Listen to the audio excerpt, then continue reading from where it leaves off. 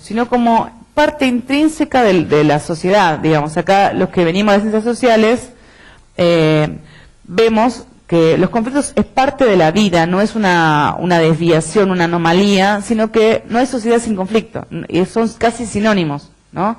Y vamos a ver que esto entra en colisión, no solamente con la perspectiva de otra disciplina, sino en particular incluso con la del derecho, ¿no? Que, digamos, se espera que toda la sociedad cumpla con unas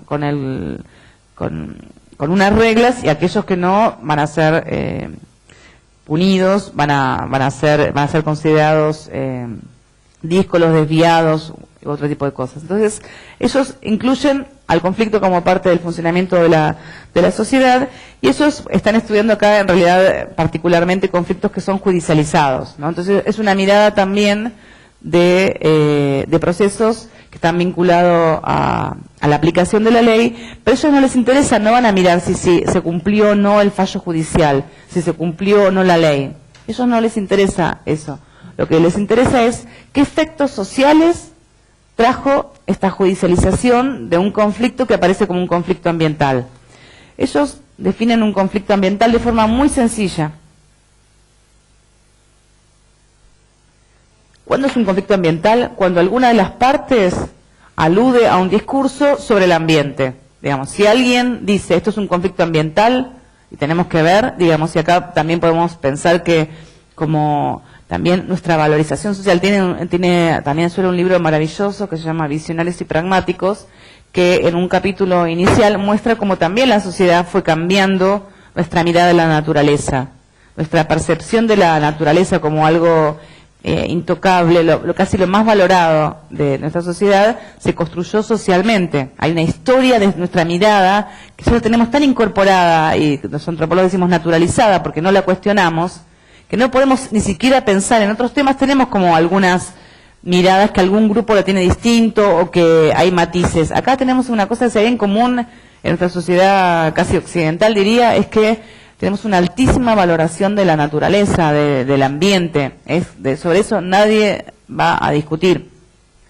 Entonces, en muchos de los conflictos hay como una cuestión estratégica, a veces consciente, pero también muchas veces inconscientemente, de apelar al ambiente para generar un interés social sobre el tema. Si apelamos al ambiente, bueno, esto va a ser escuchado distinto que si decimos que ese es un conflicto social, incluso por ejemplo, la calidad habitacional de un conjunto. Digamos, eso no es un tema de agenda. Ahora, si decimos si está afectando algún aspecto sobre la naturaleza, entramos en cuestión.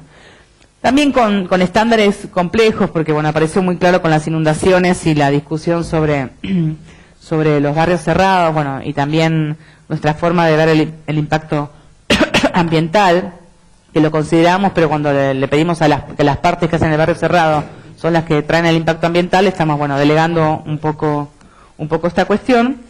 Entonces, ellos lo que les interesa es lo que se llama la productividad social de los conflictos, y no, digamos, las ciencias sociales que también hay, que se dedican a negociación del conflicto, mediación del conflicto, negación del conflicto, y tampoco una perspectiva que también es muy desarrollada y que también es interesante, que es pensar el conflicto ambiental desde los movimientos sociales, la acción colectiva, ver el movimiento ambiental como aquel que es el centro del estudio, que hace, que discute, que propone cómo va el ciclo de la lucha sobre determinada cuestión.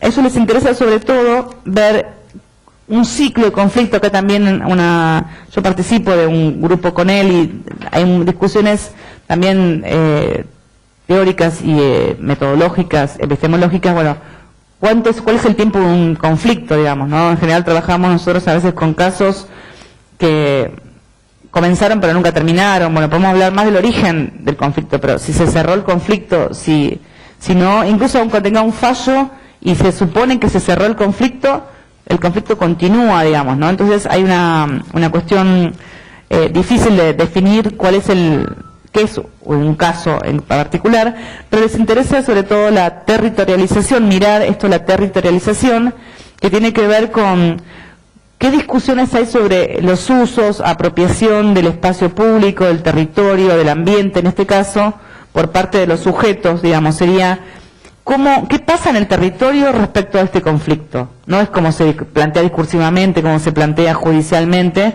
sino qué pasa y qué modificaciones hay en los sujetos, en los actores, en la disputa, en este territorio, ¿no? Después analiza algo que a veces tiene que ver con la acción colectiva, pero no necesariamente, que es la formación de un espacio público, digamos. O sea, analizan cuáles son los debates que se generan en parte por estos conflictos, ¿no? Ellos van a tomar uno que es, por ejemplo, un golf en un espacio en una ciudad a 100 kilómetros de México que tiene un ámbito como rural y era como usado como espacio de fin de semana para los del DF con viviendas dispersas, y que nunca esto era cuestionado porque también era un parque nacional, pero cuando se plantea construir un golf, ahí toda la sociedad se pone en contra y defiende que es un parque nacional, aun cuando el espacio que iba a ser utilizado por el golf no es que estaba forestado, sino que ya estaba totalmente deforestado. Bueno, ya presentó una serie de cuestiones que terminan discutiendo en realidad quién es la propiedad de este golf y de la empresa que lo había comprado, de la empresa que lo había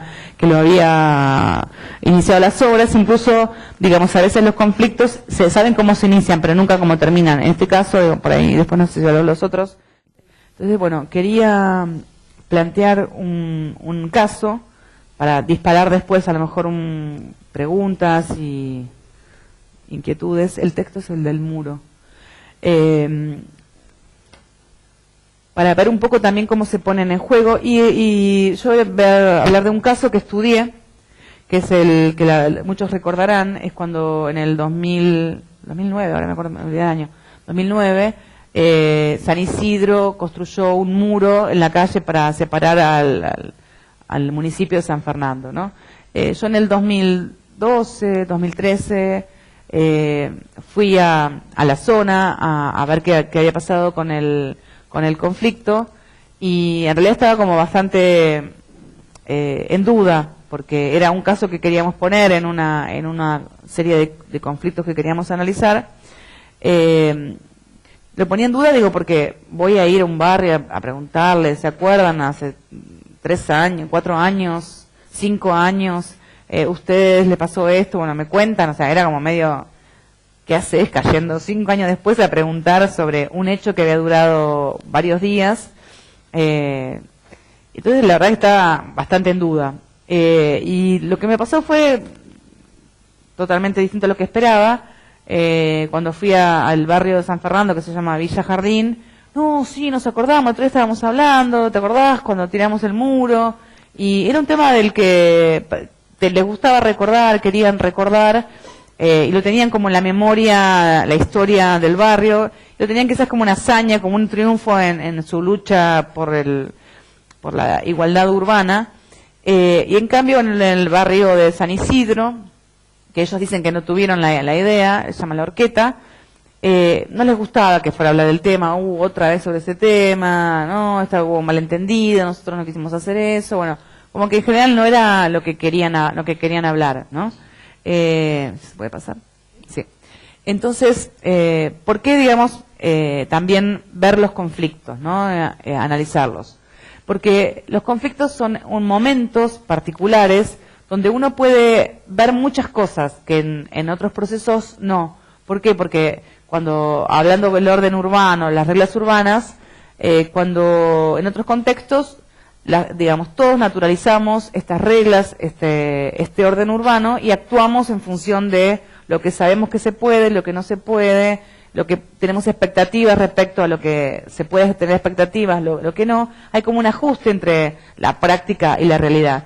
En cambio, los conflictos es cuando se explicita qué modelos de ciudad están en disputa, qué intereses defienden los actores, cuáles son los actores que están disputando en este conflicto, que a veces aparecen unos, a veces aparecen otros. Entonces es como un momento muy particular, muy interesante para ver qué hay detrás de estos conflictos, ¿no?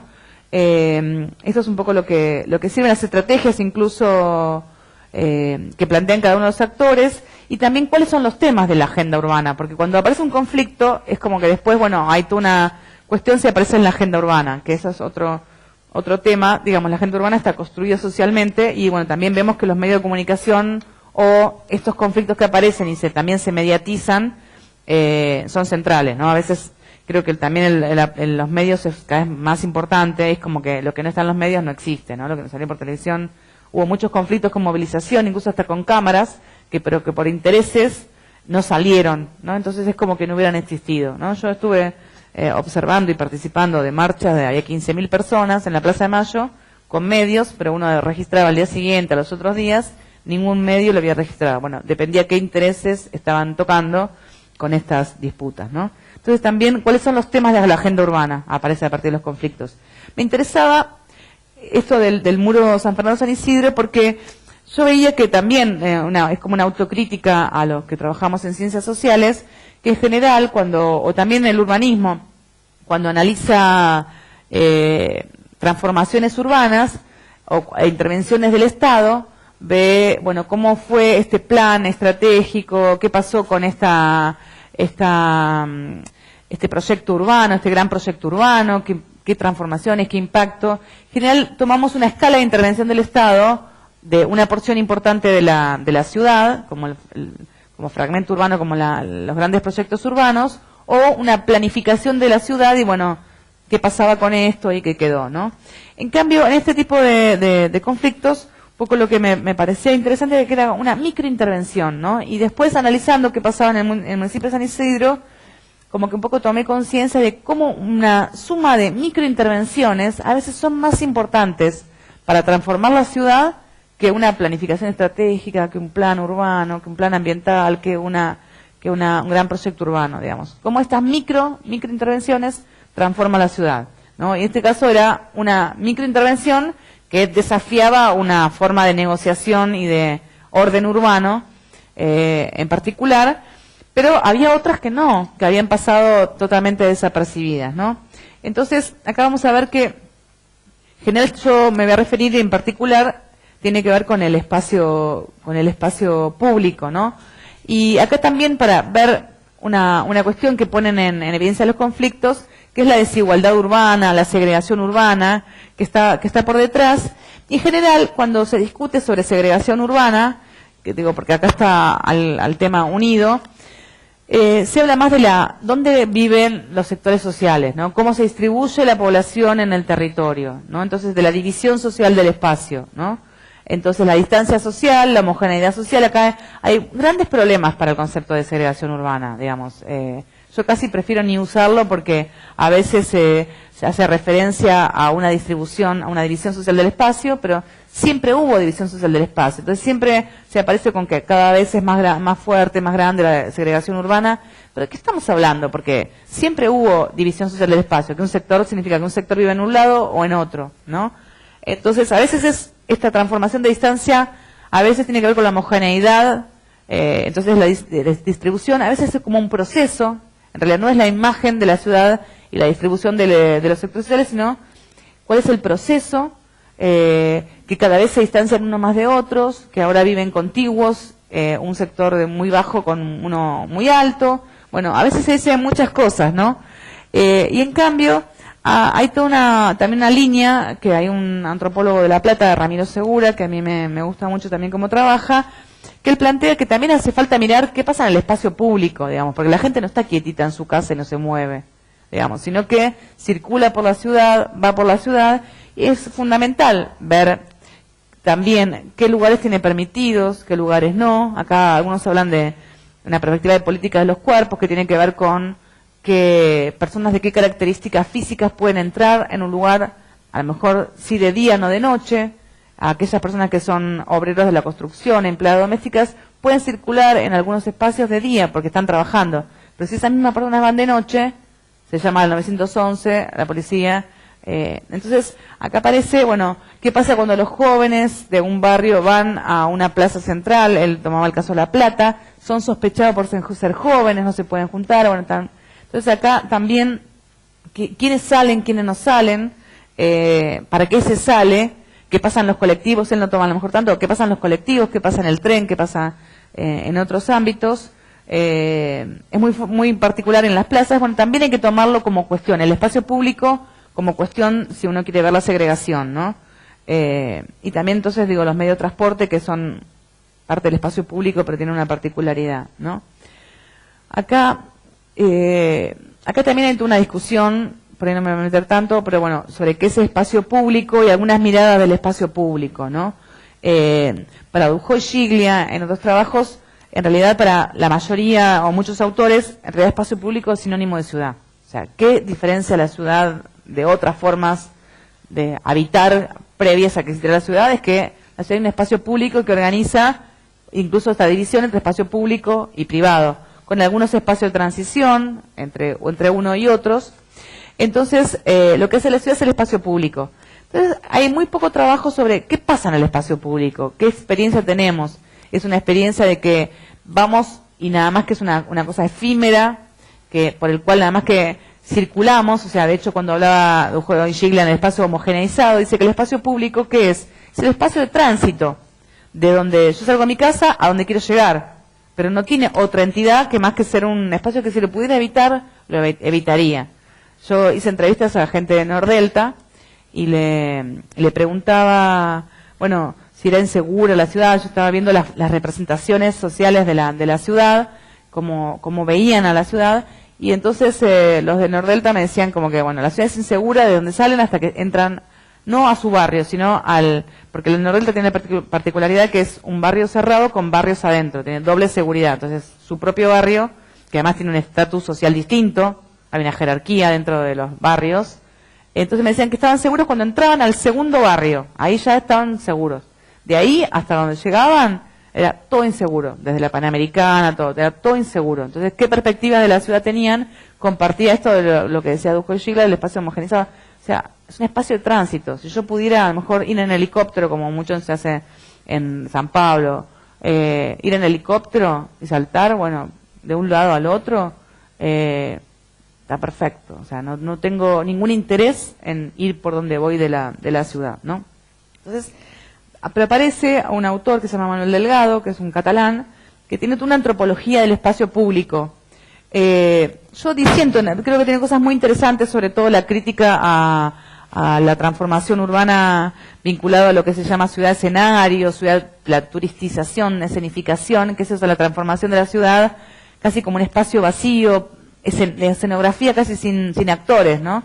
Él es muy crítico, tiene cosas muy interesantes con eso, pero él habla, y sobre todo una antropología de encuentros, pero como siempre fugaces, ¿no? Como si no... ¿Cómo se actúa cuando me encuentro con otro en el subte apretada o cuando compro el diario en la esquina y paso o voy a un bar? Y yo creo que en parte se equivoca porque hay esos encuentros efímeros, pero hay también una recurrencia. Uno va a comprar el diario en los mismos lugares, lo saluda, o a un bar, o a veces comparte el medio de transporte cotidianamente con alguien. Entonces no todo es efímero en la ciudad. Me parece que es como una visión extremista de esta idea. Y entonces también pensar el espacio público, falta mucho pensar en eso, el espacio público en relación al espacio residencial, ¿no?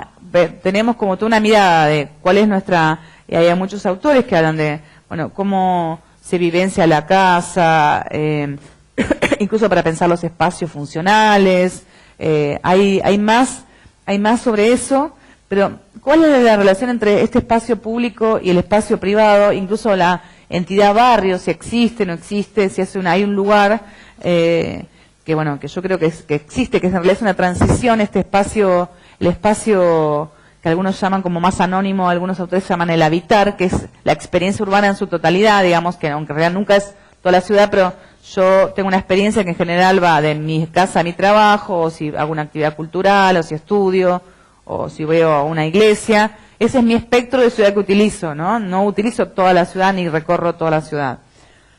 Y en cambio después hay otro espacio que es el residir, que es un espacio privado, el refugio, que es propio, que me siento seguro, que no tiene nadie de afuera que puede invadir. Pero hay un espacio intermedio que es el barrio, que es como un espacio, ni es el espacio anónimo de la ciudad en su totalidad, ni es el espacio privado y seguro de mi casa. Es un espacio de transición, donde yo empiezo, cuando llego de mi trabajo a lo mejor a mi barrio, ya empiezo a ver códigos conocidos, me siento una idea de pertenencia, tengo gente conocida, hay como un espacio de intermediación entre mi espacio privado de mi casa y el espacio público de la ciudad en su conjunto, que es totalmente anónima, ¿no? Y entonces esta idea de espacio público, cuando a partir del muro, a mí me pareció interesante pensarla con una especie de contradicción, ¿no? El espacio público como un lugar de encuentro, pero también un lugar de desconfianza, de miedo, ¿no? Entonces reúne estas dos cosas, ¿no? De contacto-encuentro o desconfianza-miedo, ¿no? Entonces, bueno, ¿dónde estamos mirando? Si la parte del miedo, digamos que eso también es un tema de agenda, el tema de seguridad es como el gran problema de nuestras ciudades y no el encuentro, ¿no? Entonces, esto es lo que un poco planteaba, ¿no? Antes de las microintervenciones no son visibilizadas, es como que el municipio hiciera una rutina, pero en realidad cada uno de estos hechos es una particularidad. De un municipio a veces distinto de otros, ¿no? ¿Qué lugares se permite usar? Digamos, también, por ejemplo, no es neutro que en la Ciudad de Buenos Aires se enrejaron casi todas las plazas y a las 9 de la noche se cierran, ¿no? Entonces, modifican la práctica que era muy habitual en la Ciudad de Buenos Aires, de pasear el perro a la 1 de la mañana, de los chicos de tomar cerveza a la plaza. Entonces, bueno, es una señal muy clara que a la noche hay que estar en su casa, digamos, no en el espacio público. Tiene, digamos, impactos muy muy fuertes, ¿no? Entonces, o qué lugares son legítimos estar y no. Y esas son pequeñas. Enrejar una plaza a veces no aparece como la agenda de los problemas urbanos, pero sin embargo puede plantear, ¿no?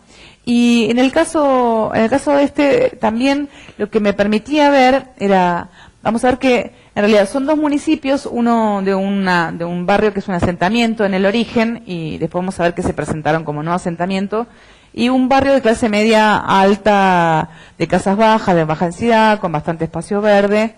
Y después cuando aparece el conflicto, primero, bueno, digamos, ¿quién fue el que tomó la decisión? Ahí, digamos, fue bastante ambiguo, porque el municipio dijo que fue a pedido del barrio La Horqueta, el barrio La Horqueta dijo que ellos jamás lo pidieron, o sea, imposible saber dónde venía, pero bueno, el municipio lo hizo. Y también incluso cuánto iba de largo el muro, había de 300 metros que se construyeron un poco más, algunos que eran 1000 metros, ¿no? Entonces otros 700 metros, 700 metros colocados. Pero bueno, cuánto iba a durar de largo ese muro no se sabía, ¿no? Y ahí vamos a ver las percepciones de la gente, lo que me permitía ver las percepciones de la ciudad de la gente, y también los vínculos entre un lado y el otro, ¿no? Que para el municipio de San Isidro eran un peligro de San Fernando, porque todos los delincuentes no venían del municipio, decían que hay una estadística que el 89%, no me acuerdo cuánto, de los delincuentes no pertenecían al municipio de San Isidro, con lo cual esto habilitaba a un mayor control. Y vamos a ver que hay relaciones entre uno y otros, entre Villa Jardín y San Fernando, ¿no? Estas son las imágenes del muro tirado, ¿no? Fue una respuesta muy rápida. Acá enseguida se comenzó a denunciar, participaron los del gremio de camioneros con masas y tiraron, porque era una estructura muy muy importante, ¿no? De hormigón y con rejas y atornilladas en el pavimento. Una reacción muy rápida, comenzó también en los medios de comunicación a salir, y también los medios de comunicación cómo cambiaron la postura. Al principio ponían por un tema de seguridad un conflicto entre dos barrios, ¿no? Después cuando apareció una sanción social a la idea de muro, que en general no tienen buena prensa los muros, el muro de Berlín, el muro entre Israel-Palestina, bueno, tiene como nuestro imaginario, así como valorizamos la naturaleza, desvalorizamos la idea de un muro que separe. Entonces este muro, digamos, lo tiró abajo la gente, y en realidad el municipio de San Isidro siguió insistiendo con que iba a poner el muro. En un momento el intendente dijo el muro se politizó, y apareció todo un debate respecto del muro, ¿no? Entonces yo analicé los diarios, las entrevistas a funcionarios, a vecinos de un lado y del otro, ¿no? Entonces, cuando entrevistaba a los vecinos de la Horqueta, ellos no tuvieron nada que ver, no lo pidieron nada, ellos no discriminan, pero sí tienen problemas de inseguridad, ¿no? Entonces, no sé si tengo, no les cargué la imagen. Tienen garitas, barreras, carteles, vecinos en alerta, tenga cuidado, identificar, cuidado con el perro. Bueno, hay millones de señales de que, bueno, de que este lugar va a ser observado y medio. En un momento, también una entrevista preguntando, bueno, si el municipio hacía algo respecto a la seguridad. Bueno, me contaron que los vecinos de Horqueta tienen como una comisión vecinal que tiene una camioneta que ellos pagan como una cuota, una camioneta o dos camionetas, no sé cuántas camionetas que recorren el barrio permanentemente para alertar y preguntar, a ver y ver. Después tienen la policía municipal que recorre y después la policía provincial que también recorre y me dice que cuando estás en la esquina, me dijo, vos podés pasar a ver 25 veces a una u otra móvil de seguridad. Bueno, ¿te sentís seguro? No, acá no estamos para nada en absoluto seguros, ¿no? También cómo se distribuye hasta la seguridad de forma desigual. Entonces, pero ellos no se querían posicionar en un lugar de discriminadores. Nadie se reconoce en ese lugar, ¿no? Villa Jardín, cuando se presentaba en los medios, decía, nosotros no somos una villa, somos un barrio común, un barrio de sectores populares, un barrio humilde. Incluso el mismo intendente dijo cuando lo defendía, pero bueno, porque Villa Jardín no es una villa que viven delincuentes. Entonces también, en realidad, por un lado quería despegar a este barrio del estigma de la villa, pero en realidad estaba reproduciendo el estigma, porque o sea, todas las villas, o sea, y en realidad Villa Jardín era una villa en origen, o es una villa, pero había comenzado ya algunos años un programa, el Promeva. Entonces se había comenzado a titularizar, había mejorado muchísimo el espacio público, las calles, iluminación.